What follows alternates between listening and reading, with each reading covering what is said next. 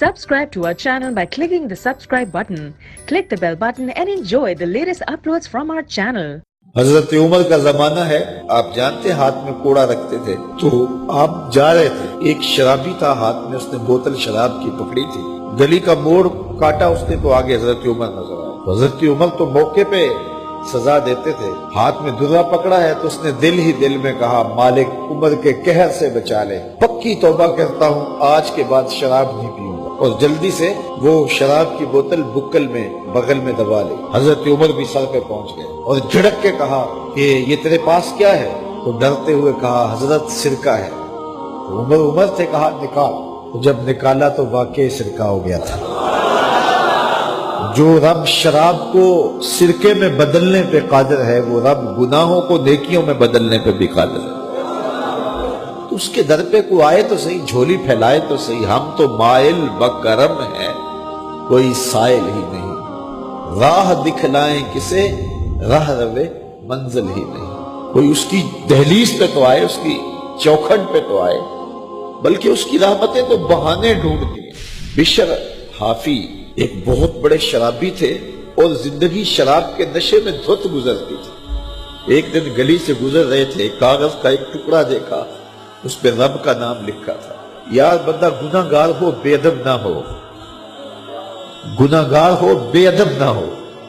تو کاغذ کے ٹکڑے پہ رب کا نام لکھا تھا، اس کو اٹھایا، چوما، صاف کیا، خوشبو لگائی اور اونچی جگہ پہ رکھ دیا کہ یہ میرے رب کا نام ہے، اور شراب پینے پھر میخانے میں چلے گئے۔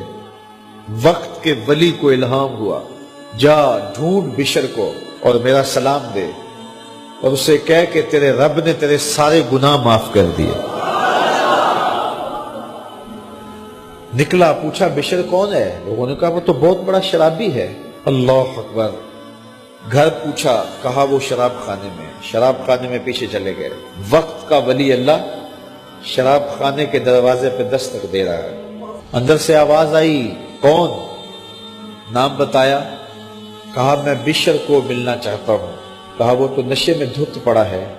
ساقی میخانہ نے کہا کہ وہ تو نشے میں دھت پڑا ہے، کہا اسے ملنے آیا۔ اس نے جا کے کہا کہ باہر تیرا کوئی مہمان ہے۔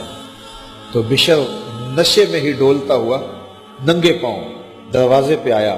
اللہ کا ولی کھڑا تھا، کہا کہ تیرے رب نے تجھے سلام بھیجا ہے، تو نے اس کے نام کی قدر کی تھی اور اس نے تیرے سارے گناہ معاف کر دیے۔ بشر حافی ننگے پاؤں تھے، اس وقت نشے میں تھے۔ نشہ شراب کا تھا، لیکن رب کا سلام آیا تو یہ نشہ اس سے بھی اوپر تھا۔ جھوم اٹھے اور کہا کہ میں اب رب کا سلام آیا ہے تو اب میں ننگے پاؤں تھا، اب ساری زندگی میں جوتا نہیں پہنوں گا۔ عربی میں حافی ننگے پاؤں والے کو کہتے ہیں، تو بشر حافی کو بشر حافی اس لیے کہتے ہیں کہ وہ ساری زندگی پھر برہ نہ پا رہے، انہوں نے کبھی بھی جوتا نہیں پہنا تھا، زندگی بدل گئی لیکن پاؤں میں جوتے نہیں پہنتے تھے کہ میرے رب کا سندیسہ جب میرے نام آیا تھا، میری جب تقدیر بدلی تھی، میرے رب نے جب مجھے محبت نامہ بھیجا تھا، مجھے سلام بھیجا تھا، پیغام بھیجا تھا، تو میرے پاؤں میں جوتا نہیں تھا۔ تو بشر حافی جوتا نہیں پہنتے تھے، تو رب نے کرم یہ کیا کہ بشر حافی نے گھر سے مسجد میں جانے کے لیے جو راستہ اختیار کرنا ہوتا تھا، اس راستے پر جانور گوبر نہیں کیا کرتے تھے، جانور لیت نہیں کیا کرتے تھے۔ یہ بشر حافی کی گزرگاہ ہے۔ ایک دن ایک شخص آیا تو جس راستے سے بشر حافی گزرتے تھے تو وہاں کسی جانور کا گوبر پڑا ہوا تھا۔ اس نے بلند آواز سے کہا ایھا الناس، لوگوں سن لو، بشر حافی انتقال کر گئے۔ لوگوں نے کہا تمہیں کس نے بتایا ہے؟ کہا یہ گوبر پڑا ہوا ہے، اس کا مطلب ہے کہ آج بشر حافی اس گلی سے نہیں گزریں گے۔ تو جب پتہ کیا گیا تو حضرت بشر حافی کا واقعہ انتقال ہو گیا۔ کوئی سچی توبہ کرے تو صحیح، کوئی اس کی دہلیز تو آئے تو صحیح، ہم تو مائل بکرم ہیں، کوئی سائل ہی نہیں، راہ دکھلائیں کسے، راہ روے منزل ہی نہیں۔ کوئی جھولی تو پھیلائے، وہ تو کریم ہے، اس کی تو رحمتیں آواز دے رہی ہیں، یا ایھا الانسان ما غرک بربک الکریم، او بھاگے ہوئے انسان آجا پلٹ کے، تیرا رب بڑا کریم ہے۔ Subscribe to our channel by clicking the subscribe button. Click the bell button and enjoy the latest uploads from our channel.